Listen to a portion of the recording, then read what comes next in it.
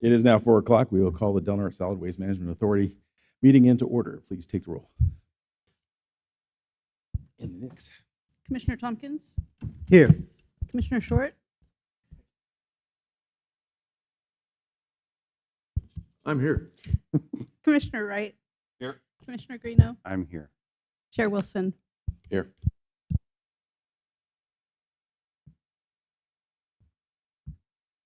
That'll bring us to the 401. It is the public Pledge of Allegiance. Sorry.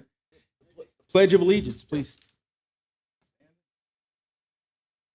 Pledge allegiance to the flag, United States of America, to the republic for which it stands, one nation, under God, indivisible, and justice for all. Just throw me shit. This will take us to the public comment period for any member who wishes to address the Solid Waste Management Authority on any matter on or off the agenda. Each may speak a lot of 3 minutes to make their comment. Any comment for public session? No. See no comment? We return. And this will bring us into closed session at 4 p.m. And we will convene at 4:20. Thank you.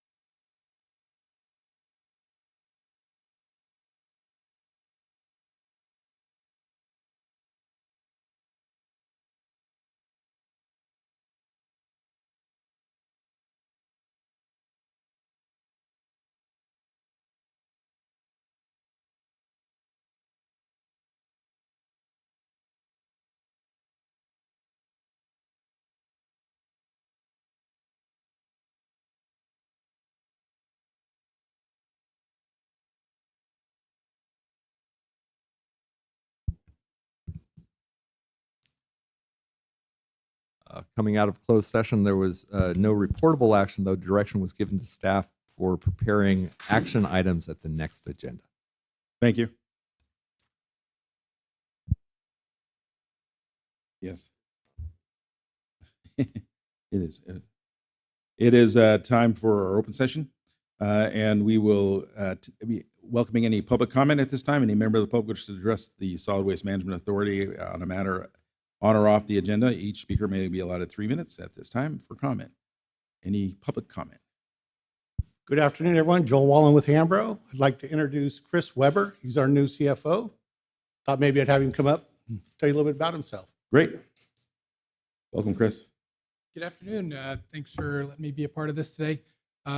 Spent 25 years in the Coast Guard. Just came back to town here. I think I remember you, Dean Wilson. I was here from 2006 to 2008 on the Coast Guard ship here in town.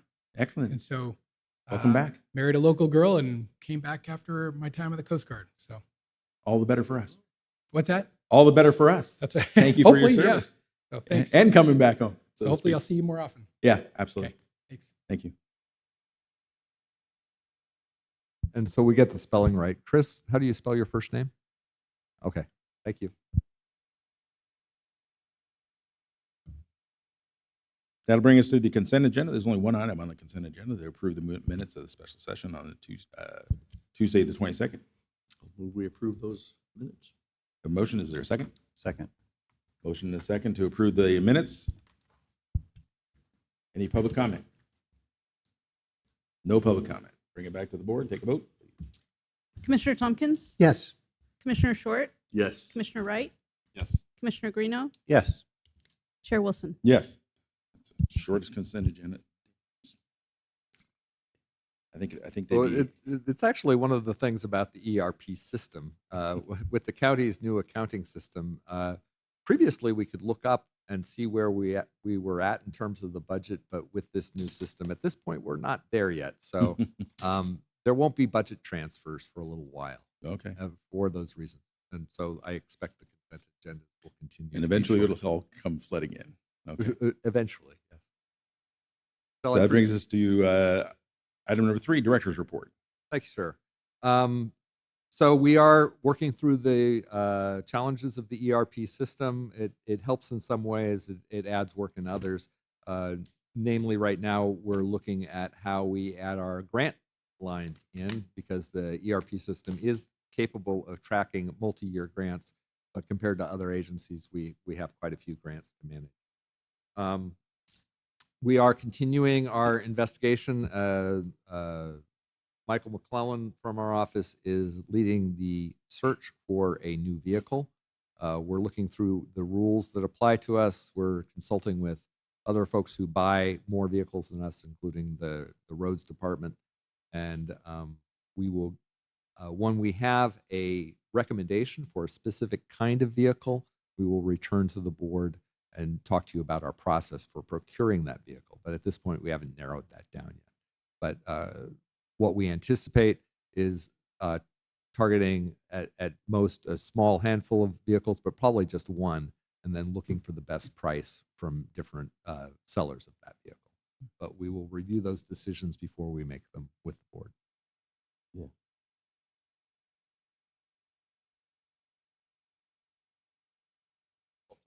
Okay. Yes, and if you have input on that process, we certainly welcome that because we're looking for having a reliable vehicle that we get at a reasonable price. The only thing I can tell you is that the road department, if you talk to them anyway, they have a long history of putting together their own vehicles. In other words, if there is if what you're requiring for is custom, in other words, you want a specific type of box or bed or whatever on a truck frame, the road department has done that for their own department, keeping the cost down associated with going out to other organizations and having it custom built somewhere outside.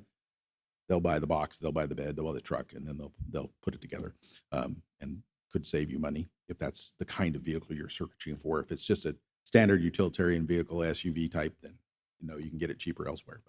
But if it is something that your crew wants specific types of features on it, that can be obtained by buying a separate box for a truck, then road department has done great things at putting together those kinds of vehicles. Excellent. Thank you for that advice. On July 22nd, we did have another break-in at the transfer station scale house. Items stole include dog treats, candies, electronic defibrillator, and a megaphone. So following that, we did have additional motion sensors and a window trigger installed on that building, and we are looking at replacing the battery backup system. But essentially, vandalism and break-ins are an ongoing concern. We are continuing our search for a legal counsel. I had contacted another attorney down in Humboldt and talked to Joel Duffy Geist as a reference. I'm continuing, I'm going to broaden the search a little bit. While I've said before, my preference would be to find somebody in Del Norte or Humboldt County. At this point, I also am inclined to broaden the search because no one's checking all the boxes of being a really good fit at this point. So I feel that inevitably, to some extent, we will be dealing with an attorney who is not very local and may not attend all meetings. And so I want to make sure that that's as a constructive working relationship as we can possibly craft, whether they're local or not. And so I haven't found that attorney yet. I'm continuing to search. Looking at the other items, the landfill inspection recently, vegetation control was the only area of concern.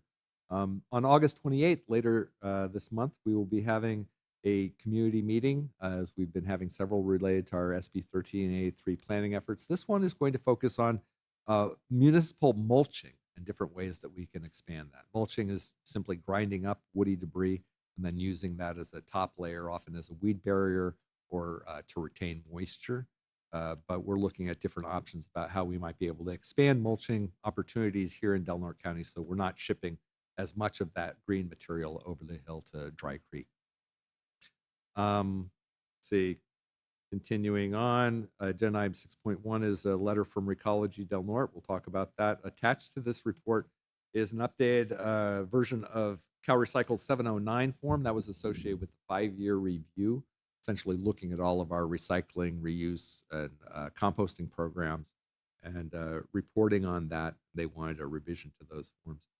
And then I'll open up to Kira in case she wants to add something. But I know that a good portion of her time the last month has been putting together the information necessary for the electronic annual reporting program. This is CalRecycle's web portal by which they gather information from local jurisdictions like ours.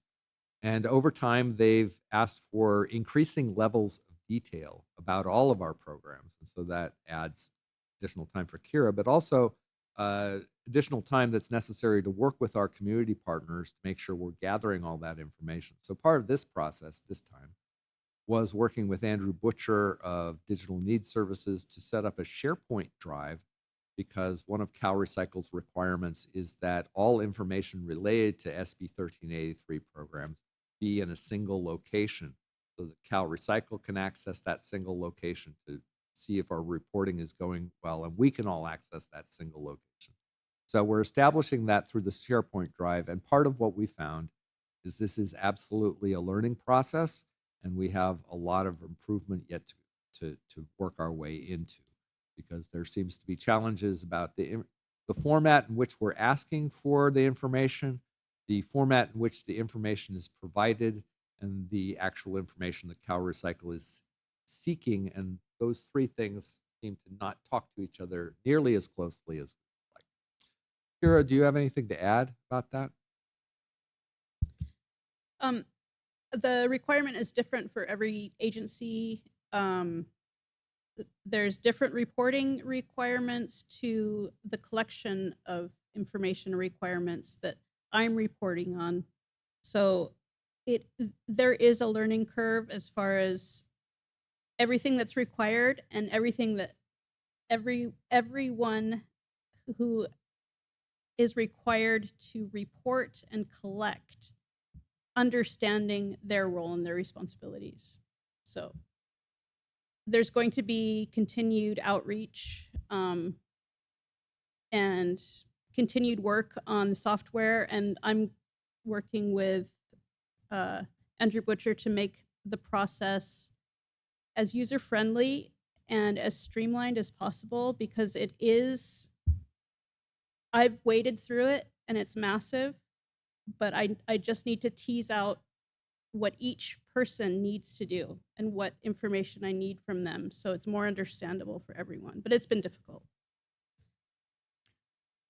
And part of the challenge on these things are that different community partners measure success differently. And so, for example, when we're talking about just as one small example, if we're talking about, say, food rescue and redistribution, most of those firms look at meals served, not pounds of food diverted. But we're looking for pounds of food diverted. So maybe they've weighed that, maybe they haven't. So they'll give us the information in the format that we have, that they have. We'll look at it, try to figure out how do we get to the information that we're trying to report. And that's the whole process. So some of it is our learning process of figuring out, okay, how do we ask this question so that they're giving us the right information, we can report it. So thank you for that. But I sometimes drag you through these things that are not something specific as an action item, just so you understand what our work life is like. And this is something that we do on behalf of the whole. So I'd like to go back to your report Sure. of the theft. Oh, yes, So they stole an AED they from did. the Yep. They did, and we had video footage of the thieves, and we gave Okay. that to the sheriff. And my understanding is that there was an apprehension, but I don't have. they any more. apprehended the individual. That's as much information as I have. Okay, how much does it need that AED? What was the value of that? It was somewhere over $500 for the total loss. Just 500? Yeah, it was. Because I'm looking, You have better I'm estimate, looking Kira? online and it Little looks bit like more. they range between 2,000 Kira is and more familiar with the 1,500 to cost. buy a brand new one. Yeah, it was more than that. So it was, and when we bought it, I'd like to say we got a deal on it because we went through some training and got a Mhm. deal on it. It was like 7 something. Mhm. Okay, well, they're not cheap to replace. That's a No, felony. It's gonna be, if it's so I would really like us to look into increasing the security around the transfer station. I mean, I know that you don't want to do as much, but I think that we've had enough break-ins. We need to start talking about gates, maybe some barbed wire on the top of them, of fencing. I'm tired of it personally. Is anyone else tired of it? We share that sentiment. There's no question Um, about that. So Uh, we're an easy target, obviously, and that's why people keep coming back. And we need to make the transfer station. It's simple, not an easy target. Would you like to speak? Absolutely. Because I don't know how many break-ins it's been this year, but it's been several. So there was one just last night. I don't know if that's when the AED was stolen or not. But we have recently just built 2 iron cage doors that you would see in LA somewhere and put on the hazardous waste building, and they broke into it last night. They used a big pry bar and they broke the whole thing out. Mhm. And that's what they're doing. They're damaging the doors to a point we can't fix them any longer. So anyway, those were $1,000 a piece for So- those doors, those security doors, built by the truck shop, and we thought they were bulletproof. They were not. So my point is, you need to give yourself some time for law enforcement to show up. You need to pull your protected area out, fence the thing off, put barbed wire on the top. I'm tired of it. We need to do something, guys. We're bleeding money here. Every single time this happens, it's a cost to the taxpayer and our ratepayers. It's unacceptable. I hear your concerns. I will try to navigate the best way to have a forthright discussion with the board about our security issues in a way that does not broadcast them to the general public. So I don't know if that's a closed session. I'm not sure the right way to proceed with that conversation, but that's my intent. I can proceed, take this as direction and pursue additional security options and present them at a future date to the board. But again, my primary concern is having a honest, forthright discussion, including a discussion of the vulnerabilities of our operations in a way that does not broadcast.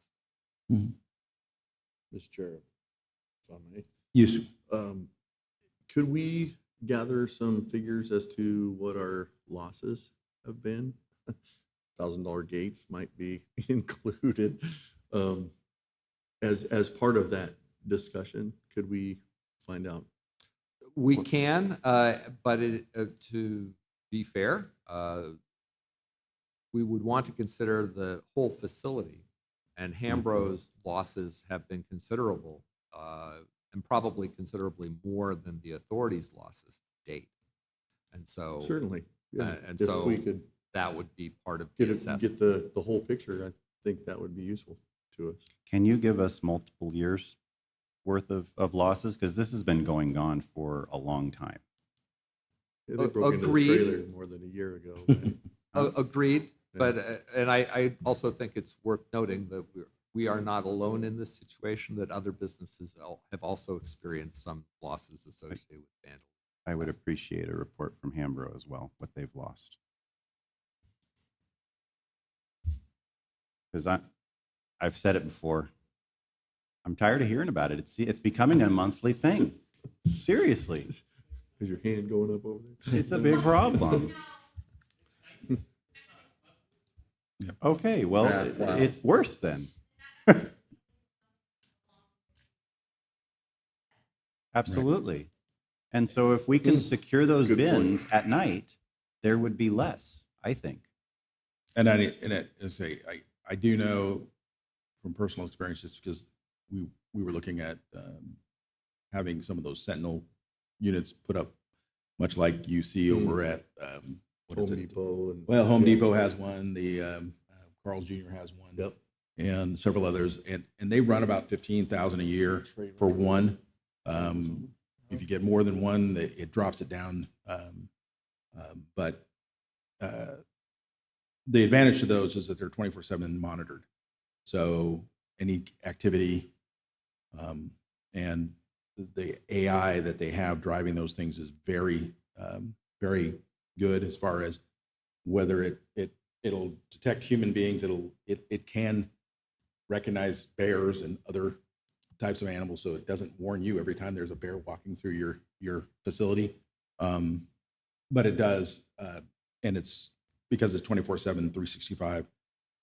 The unit itself is if someone tries to approach it at night, tries to damage it, it lets out an alert, lets out a sound, lets out all sorts of, notifies your user, whoever you designate to receive the information. They can see it on their phone, and they can, exclude it, or they can include it, or they can react to it. Law enforcement can be tapped in directly to the monitoring if you pay for that or want that, and they want to agree to do it. So there are a lot of bells and whistles with these things, and again, the AI engines in them are phenomenal, and so the likelihood, again, that they can weed out a lot of nonsense alarms and alerts, motion alerts and that kind of thing, and weed out those things that are not necessary to those things that are. But it's a cost, and whether or not the cost outweighs, but they're successful. They do what we're asking, or it's asking for, is harden the target. It basically, by its presence alone, a lot of times it drives the thief elsewhere, because it does. And the nice thing is the cameras that are on these things, they're high res, high detail cameras, so they'll be identifiable. License plates are readable. Information is accessible, and so they have distinct advantages over a lot of the equipment that I was looking at, that I had in my place. That was not such that even though we can see them, we can't identify them based on the poor quality of the imagery. So it's a robot? No, it's not a robot. I mean, it doesn't move, but it's robotic. I mean, the cameras move and they're manned. So from a center, so they're not just autonomous sitting there, waiting for something to happen. They actually are your monthly payment pays for someone to be much like your home alert security system. There's someone that actually there that and they can directly talk to the offender that they're if they see someone approaching, they see somebody in the area, it'll tell them, and they can actually communicate with them directly. So anyway, it's an option. I appreciate the discussion. It was reasonable. I think it was less than $500. So should we- I will proceed with this direction, and I'll Should we have appoint an conversation. ad hoc Go ahead. for It's this? not the same setup that you're talking about, Dean, but it's very similar at our church. Yeah, we have the Simply Safe at our church, and it's Yeah. basically the same kind of thing. An Yeah, ad hoc you committee will- might be an excellent way to You can proceed with talk to this. it and hear what there's, it's, Oh, all that stuff. Should we appoint an ad hoc for this? Because this is becoming a huge problem. just to gather information, prices Gather for information, fencing and contract prices for the mhm. sentries, or Something like that, unless Ted feels that he can do that himself. And bring options back to the board. Yes, what my plan would be to do an assessment with Joel, talk to Andrew about what options might be available, lay out some of those options, talk to legal counsel about the best way to approach the discussion. We could address all the issues, and then bring it back as an item at some point. Does that sound reasonable, or do you want to set time expectations? sounds reasonable to me. I mean, I'd I'm like sure to you want it done sooner rather than later as Exactly. well, Ted. It's an ongoing concern without a doubt. And as I said, the community is bleeding money with every break-in. So is it fair then? We'll ask you to go out and get those, bring back some options in the November meeting. Yeah,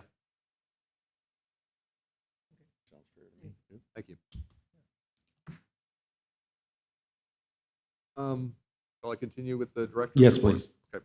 So staff also met with Ryan Lopez and Brian Hicks, reaffirming that good working relationship we have with the county code enforcement officers, and their relationship to enforcement of the authority's ordinances and dealing with abandoned vehicles. Regarding personnel training, this last month, for the first time, 3 of us went to the California Resource Recovery Association conference. I don't plan on making a habit of that, but I do think it was a really good training opportunity for Michael McClellan, who had never been to such a circumstance before. Coming up this this month, like I said, we have that meeting on August 28th. I encourage anybody who's interested in attending. And with that, I'm ready to move on to the treasurer and controller's report. Real quick. Yes. You're good with him moving on? Yes, please. So there are several groups of people in this community doing this kind of thing. I give some of my shop chips to people. Have you reached out to all those different groups of people doing community gardening and mulching and all that kind of stuff? Are you aware of them? Thank you.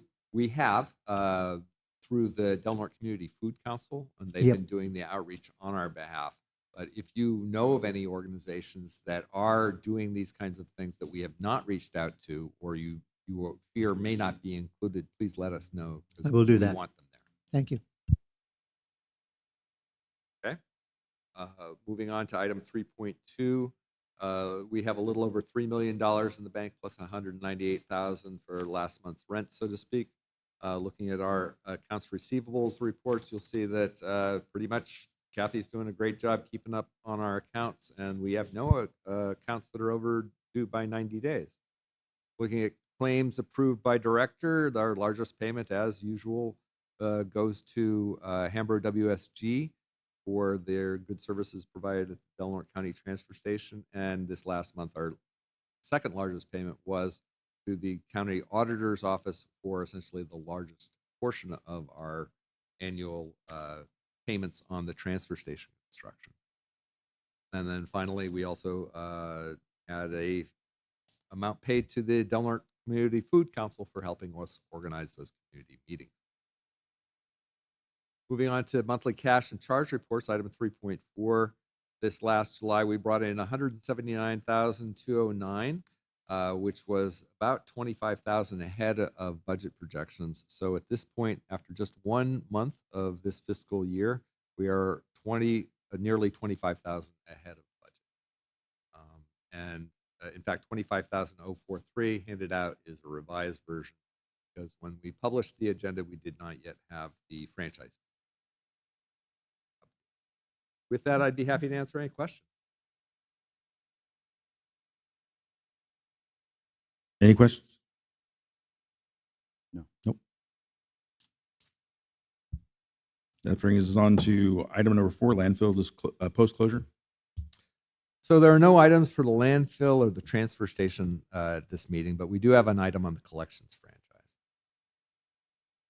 Move down to item number 6. So we received a letter from John Perry essentially indicating that we need to change the list of accepted recyclable materials being collected by Recology. And they're looking to drop number 4 and number 7 plastics. And so you can see the response letter that I've put there, but essentially we're looking to for direction to negotiate a change order to enact this change. Any discussion? Get a motion. I'll move we approve change order 19. No, we don't have a change order yet. I'm just looking for direction to negotiate a change order. And then that change order would be presented. No, I'm kidding. We've talked about this enough. Okay. We've Well, then I'll, yeah. Well, They then, won't take it? No sense changing. You want consensus then, or do you need a Yeah, motion? consensus is fine. Yes. You have consensus. Thank you, sir. Appreciate that. Last item, item 7.1, is a discussion and possible action regarding the process for appointing a new public commissioner. We very much appreciate the services of Michael Tompkins as a public member of this board for the last several years, but he has offered his resignation, and so we are at the early stages of looking to open recruitment for a new public commissioner. Staff recommend that we set a deadline of October 10th for a deadline of submitting an application, with the intent that the meeting of October 21st be the one to which the new public member gets appointed. Ted, I hate to bring this up, Hmm. but on our agenda, there isn't a 7.1. And if it wasn't posted correctly, then we can't have this agenda item discussed today. Do you know what was posted or The one I'm looking at has item 7.1, General Solid Waste Authority matters? No? it's not on our agenda up here that was up there? That is my fault. I copied one that was not perhaps a final agenda, but the one that got posted has that item Okay. in it. Correct. The public one has that. I'm sorry. Okay. I left one out. I just wasn't sure if Thanks for noticing the detail. But Yes, I'm thank sorry you. we got that wrong, but we did actually get the posting part right. So we can Okay. discuss this.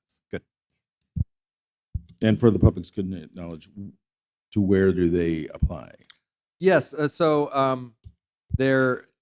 we take the applications and we'll advertise this, they are available.